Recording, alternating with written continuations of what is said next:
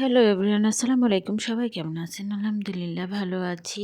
অনেক দিন যাবত আপনাদের সাথে কোনো কিছুই শেয়ার করতেছি না সময় স্বল্পতার কারণে, কারণ আমার মেয়ের বার্ষিক পরীক্ষা শুরু হয়ে গেছে।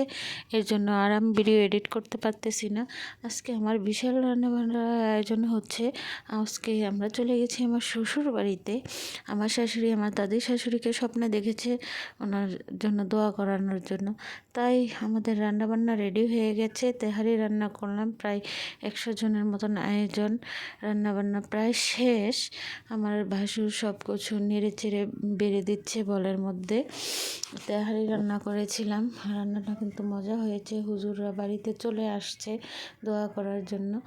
আর এইটা হচ্ছে আমার শ্বশুর বাড়িতে আমার ঘর, যেই ঘরটার সাথে আমার শখ, আহ্লাদ, সুখ, দুঃখ, ভালোবাসা সবই জড়িয়ে আছে। অনেক স্মৃতি এই ঘরটার মধ্যে। যদিও আমি কোনো এক অভিমানের কারণে আমি সেখানে যাচ্ছি না, আছি আমাদের নতুন বাড়িতে। তবে ইনশাল্লাহ আল্লাহ যদি তৌফিকে রাখে অবশ্যই যাব ইনশাল্লাহ। আল্লাহর কাছে দোয়া করে আল্লাহ জানি আমার ঘরটা আমার কাছে আবার রাখেন। সবাই দোয়া করবেন।